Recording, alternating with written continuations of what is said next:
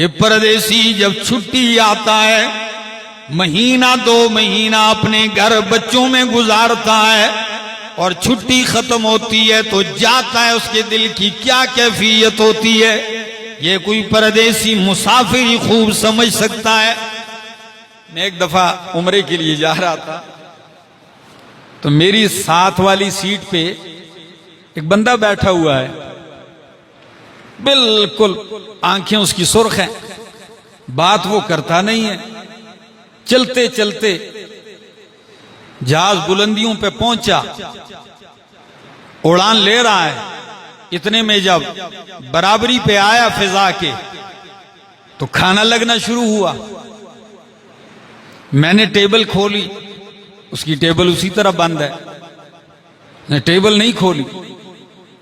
خاتون آئی کھانا دیتے جا رہی ہے سب کو، اس کی ٹیبل اس نے نہیں کھولی تو اس نے کھول کے نیچے کر دی، نے پھر اوپر کر دی، کہنے لگی آپ کھانا نہیں کھاتے، سر ہلا نہیں کھاتے۔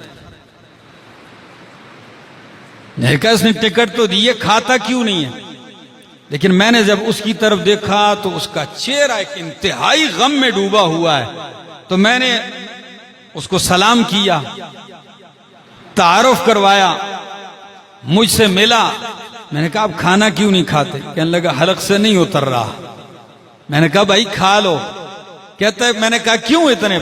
کہتا ہے چھٹی آیا تھا 2-3 مہینے، بیٹا ہے چھوٹا، وہ اتنا مانوس ہو گیا کہ میں عام دنوں میں بھی چھپ کر اس سے گھر سے نکلتا تھا، آج صبح سویرے میں نکلا ہوں اس کو سویا ہوا چھوڑ کے آیا ہوں، اس کو جگایا نہیں ہے، تو وہ گھر پہ بستر پہ سویا ہوا میں اس کو چھوڑ کے آیا ہوں، اس وقت رو رہا ہوں کہ اٹھا ہوگا تو اس نے پورا گھر سر پہ اٹھایا ہو۔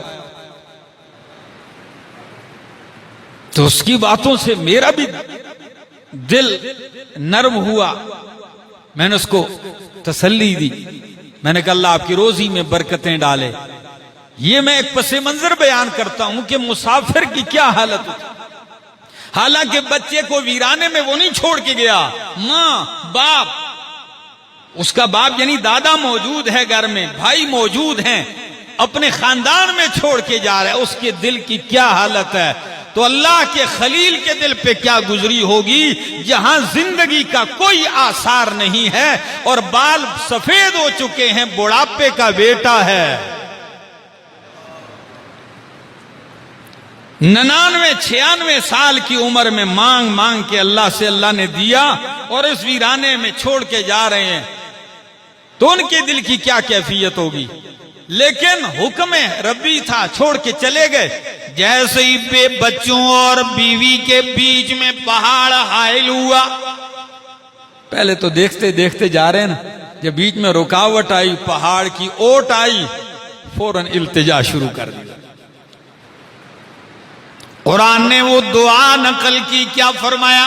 ربنا انی اسکنت من ذریتی بواد غیر ذی زرع، اے میرے رب میں نے اپنی بعض اولاد ایسے ویرانے میں لا کے بسا دی ہے، غیر ذی زرع جہاں کوئی کھیتی نہیں، لیکن کہاں عند بیتک المحرم، تیرے حرمت والے شان والے گھر کے پاس، ربنا لیقیموا الصلاۃ، اے ربا اس لیے کہ یہ نماز قائم کریں۔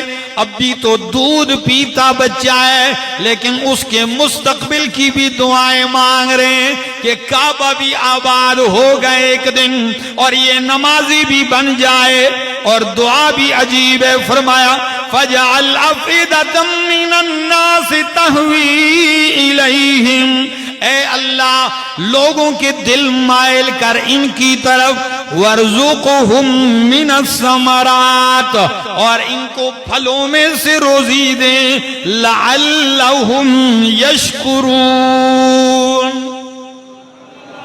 نتیجہ دیکھا، ابھی کھیتی بھی نہیں ہے، روزی کس کی مانگی جا رہی ہے؟